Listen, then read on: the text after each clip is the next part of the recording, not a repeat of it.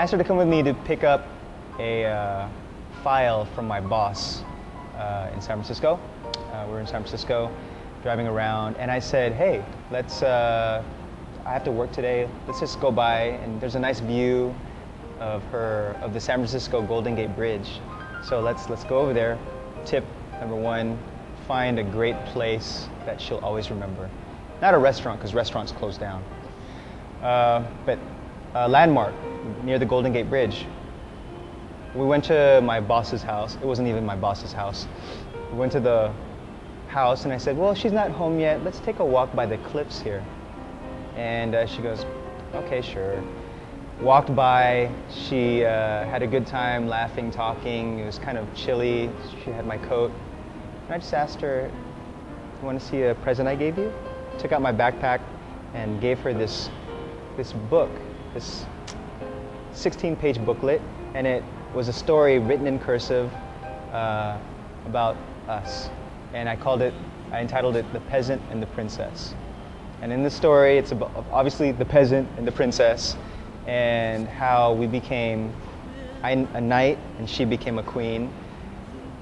At the last page, she turned and there was a handkerchief, and she pulled it out. She goes, what is this? And I go, you know what that signifies? And she goes, surrender? And I was like, man, you got it right on the dot. And I took the handkerchief from her, put it on the ground. I made sure she was, looking at the Golden Gate Bridge. And I knelt down, pulled out the ring, and I asked her. Now, on Danita's side, she realized that I was the man if I had asked certain questions to certain people, asking permission from certain people. And I did. I asked all the people she would hope that her future husband would ask. Her parents, Tita Angeli and Gary V, Pastor Larry and Pastor Elaine from Singapore. So I asked the right people without even knowing, and had gotten everyone's permission. And so when I asked her, will you marry me? She goes, did you ask Pastor Larry, my mom, my dad, Tito Gary, Tita Angeli, Elaine? I go, yes, yes, yes, yes, yes. And then she goes, yes, yes, yes, yes. Ah. So we hugged. And at that moment, it was a miracle of what happened to me, because I was going to marry my dream girl. So I said, can we pray right now? And she's the stronger Christian then. I said, let's just pray. Let's just give this relationship to God. So we knelt down together on the handkerchief and we prayed. And it started off an amazing journey.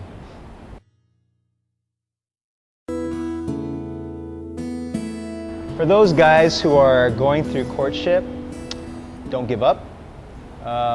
In terms of being faithful, be a gentleman, and at the same time, be yourself. Don't hide who you are. If you're in courtship, really try to be accountable. Surround yourself with a lot of good guys that will ask you the hard questions. What's amazing is if you can really stay pure all the way throughout the courtship, all the way till you kiss her on that platform where you're going to get married, I tell you, it's going to feel like the first kiss she's ever had. It'll be the first kiss it feels like you've ever had. How God says, hey, you may now kiss the bride. That should be the first time. Be pure, and I tell you, your marriage will be the purest, most beautiful marriage. For those guys who are single and you're liking a girl right now, you don't know if this woman is from God or this woman is just an infatuation, pray about it. Get into the Word. Tell your discipler, tell someone in the church that you trust. Get them to pray for you, encourage you, and that way you don't feel alone in this. Because a lot of times you're going to try to use your own flesh to make the decisions, to make the dates happen. And of course you're going to have a great time if you make decisions on your own, but let God guide you in terms of speaking to you. You'll know right from wrong. You'll know if you're going to go after a party and you went out drinking or whatever, and you're going to take her home and it's 2 a.m. Come on. Do the right thing. Watch out for those situations. Create boundaries for yourself so that when you create those boundaries, she's going to love you more and more. You know what Danita tells me? Danita tells me all the time, I love you so much because you respected me throughout that time when we were courting. You didn't touch me, you held my hand, you gave me kisses on the cheek, but you respected me. And I know because since you did that, we can last forever. So that's what I recommend. Guys, I've talked so much already. So why don't I just give it up to my better half, my one and only, my bride, Tanita Rose. There are times when I just want to